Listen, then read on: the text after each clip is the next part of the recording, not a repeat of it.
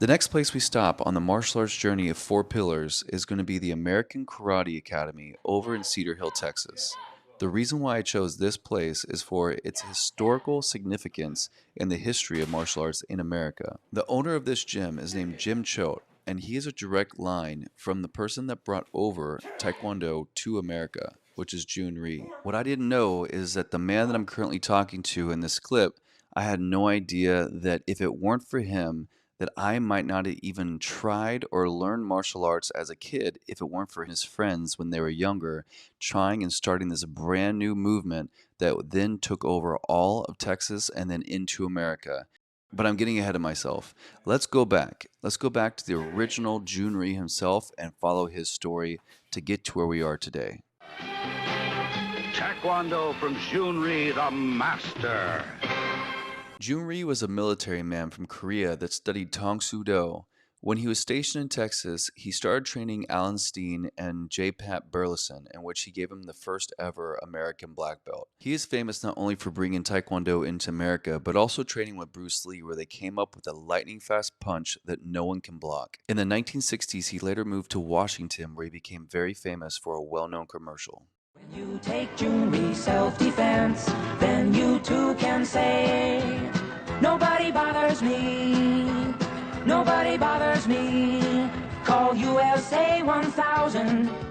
Jun Rhee means might for right. Nobody buys me. Nobody buys me either.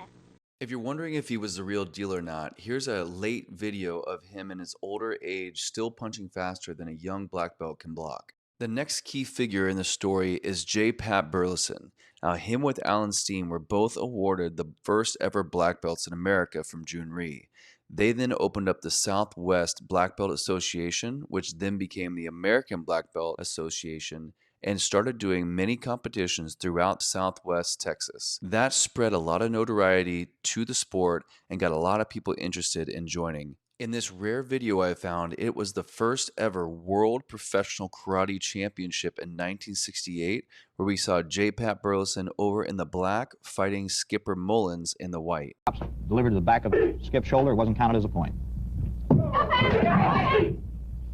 Once again, Pat chases Skip out of the area. The area is about 20 feet. Skip starts to move in for a jump side kick. Pat anticipates and moves out of the way. Skip attacks with a roundhouse kick to the head. Pat threw a Mawashi-giri roundhouse kick in. Mr. Treehouse is calling a point for Mawashi-giri for a roundhouse kick from Mr. Burleson. Mr. Steen's raising the white flag. You notice Mr. Burleson has not worked any stash on his belt. He's had 1 point scored. 1 point has been scored for Mr. Burleson. Pat Burleson moves in. Jams Skip's leg. He's got 2 white flags from the 2 referees. He scores with a chop. They salute.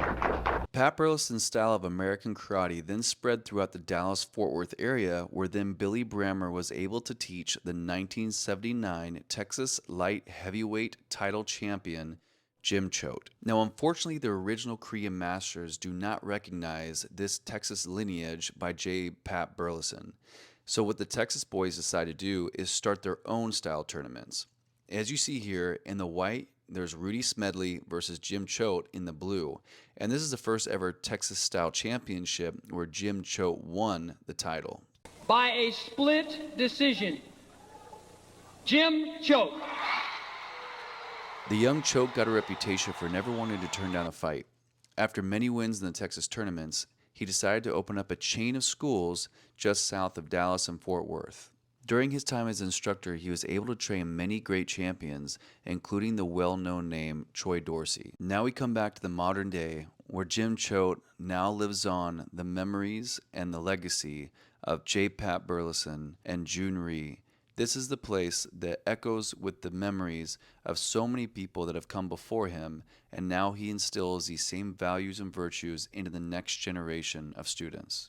Although Mr. Choate and my martial arts lineage is separate, I do believe if it weren't for all of his efforts in the 70s and 80s, that my martial arts school that I joined when I was a kid might not have even existed.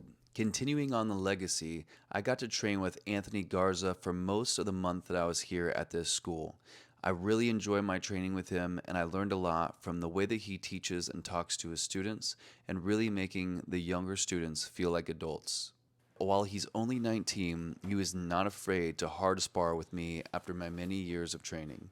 The way that he speaks to the students is he really seems to care and he really wants to listen whenever they talk.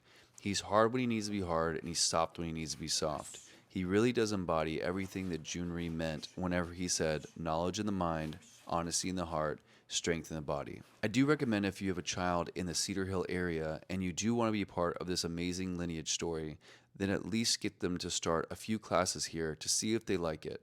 And from there, they could choose to continue on this journey through karate, or if they want to try a different style, then that might be a great influence that can change the rest of their life. Thank you so much for watching this video, and I appreciate you guys giving me the time, and I'll see you in the next one.